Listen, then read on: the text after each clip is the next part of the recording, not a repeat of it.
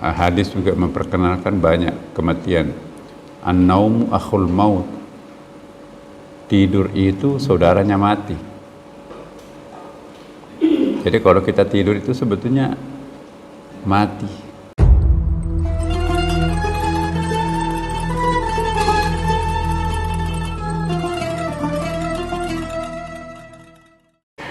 Ya. Jadi apa itu kematian? Sebetulnya kematian itu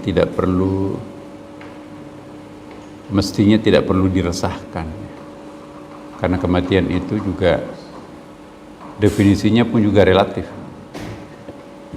Cuma yang bikin takut mati kita itu karena terpengaruh kita oleh definisi kematian secara fisiologis, ya kan. Kematian ialah terpisahnya nyawa dengan tubuh. Berarti kita itu satu-satunya definisi yang melekat di dalam pikiran kita kalau nyawa berpisah dengan tubuh. Padahal dalam Al-Quran kematian itu banyak ragamnya. Hadis juga memperkenalkan banyak kematian. An-naumu akhul maut. Tidur itu saudaranya mati. Jadi kalau kita tidur itu sebetulnya mati. Mati itu artinya hilangnya kesadaran sensorial. Tapi apakah tidur itu mati dalam arti tidak ada aktivitas rohani?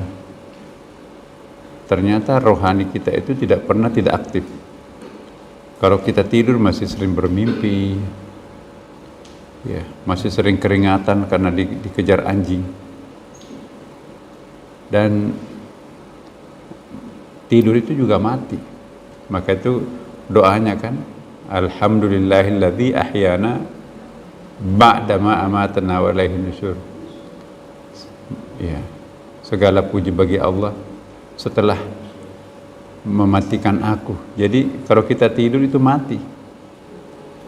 Ba'da ma amatana, maha suci engkau ya Allah yang menghidupkan aku dari kematianku. Jadi tidur itu juga mati. Ya, maka itu kita dianjurkan membaca syahadatain pada saat detik-detik menjelang lenyap kesadaran kita. Ya. Kita kan kadang-kadang TV yang membuat tidur kita kan. Nonton ya, TV-nya sampai pagi. Karena kan TV 24 jam. Kalau dulu TVRI kan jam 12 mati. Iya kan Pak? Dulu TVRI itu kan tidak 24 jam. Cuma satu-satunya TV. Nah sekarang TV, macam-macam TV. Apalagi dengan hadirnya apa itu Netflix itu kan. Itu TV-TV yang YouTube itu bukan main. Orang pengecoh untuk tidak mengingat kematian itu. Mati yang lain adalah fana. Jadi ketika kita khusyuk sampai kita tidak sadar juga mati.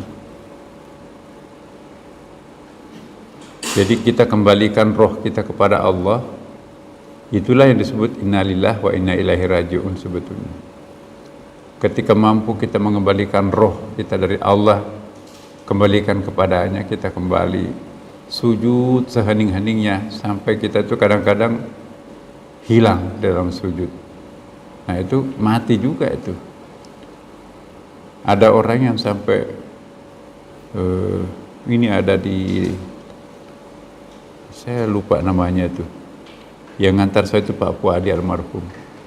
Mungkin Pak Hendro ingat ya, ada Padepokan di Depok itu. Jadi rumahnya dibikin kayak gua Hira, lorong-lorong kayak gua. Jadi bersama muridnya ada 7 orang.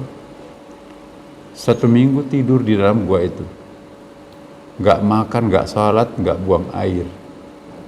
nanti kaget loh, kok kenapa kita tidur, disangkanya cuma semalam, kalendernya segalanya berubah. Nah, jadi para wali itu tidur untuk seminggu 3 hari di gua itu biasa. Ya, saya pernah, tapi waktu itu baru mau belajar ya. Saya di pondok pesantren itu, Pak Hendro. Jadi saya kelas 3 di SD ya, pindah ke pesantren di Sengkang. Ya, ada libur 6 hari untuk liburan Idul Adha. Ya, saya tinggal di rumah kontrakan, bukan rumah kontrakan, numpang lah di rumahnya tukang cleaning service-nya Masjid Raya di Sengkang itu.